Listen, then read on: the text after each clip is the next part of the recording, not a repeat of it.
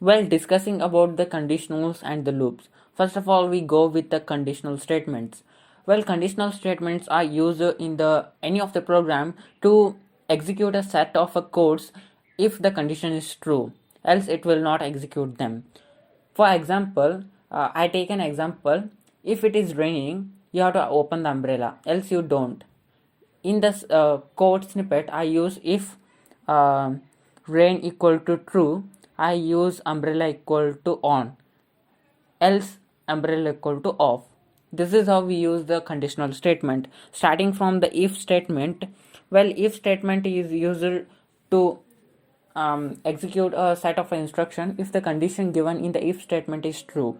Here we give a condition in the if statement and we have a curly braces in which we go with a code. If the condition become true, it will execute. As you can have a look at in your flowchart, the map which is present in your the graph figure which is present in your presentation is termed as a flowchart. In the flowchart, it is mentioned that a code is coming and it is there is a condition. If condition is true, then a code block in the if is executed. If the condition is false, the else block is executed. At last they come together. This is how we use if statement. Well, now I'm going to discuss about the if statement. As we know, if has a condition, and if that condition is true, the statement which is under the curly braces beneath that if statement will be executed, else that statement will not be executed.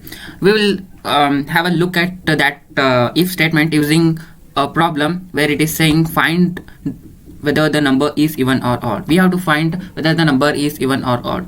We will find the number even on the basis whether it is divisible by 2 or not. If it is divisible by 2, we say it is a even, else we say it is a odd. First of all, we go with it. I'm taking a number, just variable n equal to 2. I'm saying variable n equal to 2, and next I'm using if statement. In the if statement, I'm using n%2. As I discussed, percent means a modulus operator, and a modulus operator will give the remainder of two numbers. Here, if I am giving a number and I am taking the modulus operator with respect to the 2, if answer comes equal to 0, means the remainder comes equal to 0, then it is absolutely divisible by 2, else it is not divisible. Therefore, I am using n% of 2. If n% of 2 is equal to 0, then it is divisible by 2, which means it is an even number, else it is not. And I am saying equal to. I am just using a comparison operator. If n% of 2 is equal to 0, if n% of 2 is equal to 0, then it is an even number, else it is odd. It is checking whether it is even or not using this equal to operator. And next I am saying if it is true, then document dot write. I am saying you have to write that it is a even number, and this is how we create the if statement. Here we will give the condition. If the condition is true, the statement under it is executed. Here it is checking. We have given a number, and taking that number here, it is using the modulus operator. Using the modulus operator, it is checking whether the given answer is 0 or not. If it is 0, then it will execute this statement. If not, it will not execute this statement. This is how if work. Let's check how it works. And we have given a number 2. And it is checking 2% of 2 is equal to 0, means 2 modulus of 2 is equal to 0, because when we divide any number by itself, we are going to get these 0. And let's check it in the default browser. When I open the default browser, as you can have a look at here, it is showing me the even number.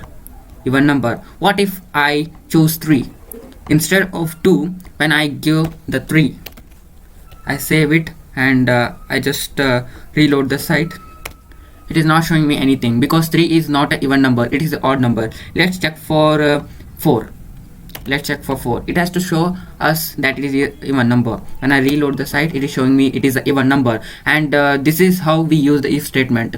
You can check for many of the numbers. I am checking it for 22,564. Actually it is divisible.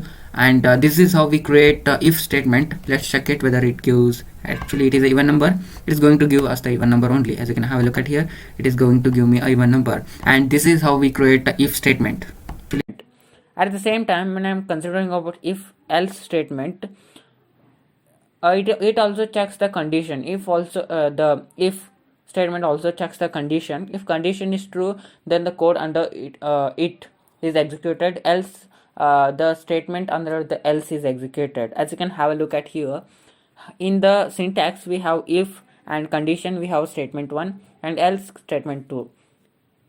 The if will check the condition. If the condition is true, then statement 1 is executed, else statement 2 is executed, and they are executed separately. As you can have a look at in your flow chart, here we have the condition. If condition is true, statement 1 is executed. If condition is false, the statement 2 is executed. At last they come together. This is how we use if else statement. We have discussed the if statement, but how to know whether the number is odd or not? Well, using this if statement, we gave the output as an even number, but what if it is odd number? User can't get whether it is odd number or not. We have to manually say that it is odd or not. Therefore, for that purpose, we use if else statement. It will check, just like I'm writing else. You have to write the document dot write, and in the document dot write you have to say, in the document dot write you have to say it is odd number. How it works, just see here. If statement check whether it is odd or even. First of all, it will check n modulus of 2. If n modulus of 2 or the remainder of that number with respect to the 2 is equal to 0, then it will say it is an even number. Else, if not, it is going to show me the odd number. Just check here. Instead of n, when I say it is 3 and I save it and I just reload the site, it is saying me the odd number. And instead of 3, when I say it is 6 is actually even number, it is going to show me 6 means as even number. And instead, if I use 9, it is going to show me odd number. And this is how we create if else statement. First of all, it checks the condition under the if statement. Here we have given the condition n modulus of 2. When I'm saying n modulus of 2, then we are getting the remainder. If remainder is equal to 0, then it is an even number. Else, if not, it is an odd number. And this is how we work with the if else statement.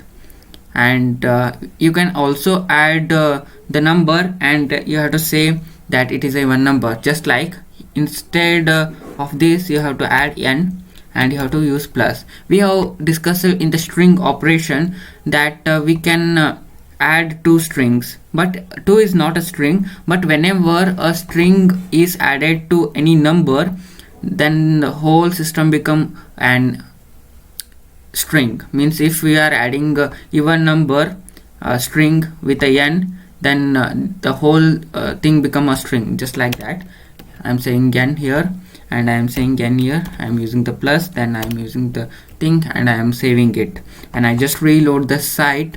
As you can have a look at here, it is showing me 9 is an odd number. This is how we create or use the string operators in the JavaScript. Instead, if I use 6 here, it is an even number. It is going to show me that 6 even number. As you can have a look at here, this is how we create if else statement. And when I'm discussing about else if statement, it is just like checking an ATM pin. If it is true, it will execute some of the code block. If it is false, it will execute some other code block, just like ATM. When I'm discussing about if else statement, first if check the condition. If condition is true, statement 1 is executed. If condition is false, it will the flow will go into the next statement. In the next statement, we have else if. In the else if, it will check the condition. If condition is true, the statement 2 is executed. Else, the flow will go with else. At last, when we have else, it has a statement 3. At last the statement 3 is executed. This is how we go with the else if statement. It is also called as a nested else if statement or if else statement. Here you have the flow chart in which first we have a boolean expression. If the boolean expression is true, then the first code block will be executed and there will be end of a whole code block. Else the statement will move into the second thing. In the second thing, if the code block is true, then the code will end here. Else the moment will go with the third code block. In the third code block, it will check whether the code block is true. If it is true, then the code will end here, else the code will move at last. And in the else statement, if no code will be satisfied, it will go with else statement, printing or consoling some of the code, and it will end there. This is how we use else if statement. At last we have the Well, now I am going to discuss about the nested else if statement. Well, nested else if statement is used when we have a lot of options, but we won't get a single answer. We will discuss that using this problem, in which it is saying create an application where if age of a person is greater than 18, he can apply the application. Else, if his age is greater than 33, his age limit is crossed. If his age is less than 18, he is a minor. We have to create an application, and I create it. Well, we have to give the age. First of all, I give a age. I'm going to give some age.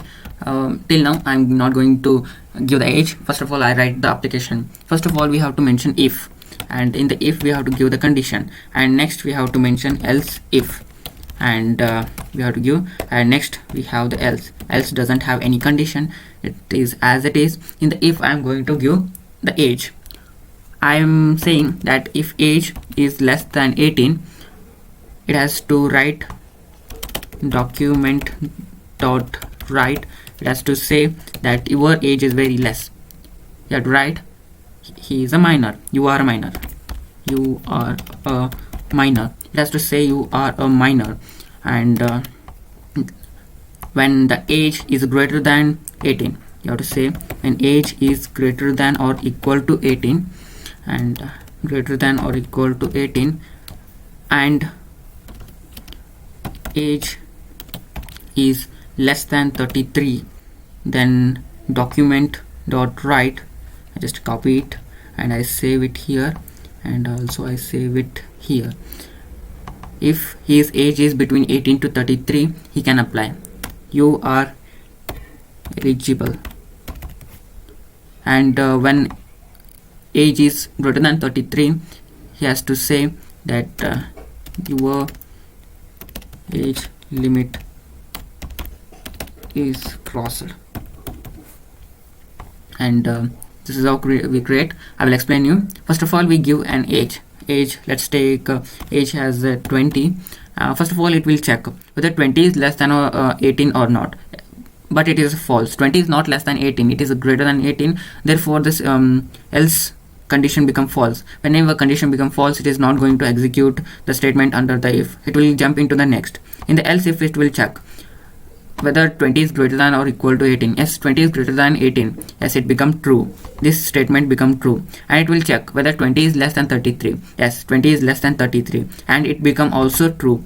And whenever we use the AND operation between two truths, or between two ones, 1 and 1, we are going to get 1, means we are going to get a true value and become true one, and it is going to execute this, and it will going to break here only. It is not going to continue with this else statement. If instead of 20, if I write it as 40, it is going to show me this statement, because rather 40 is less than 18, rather 40 is less than 33, and therefore it is going to execute this else statement. Let's check it. First of all, I am going to give the age which is less than 17.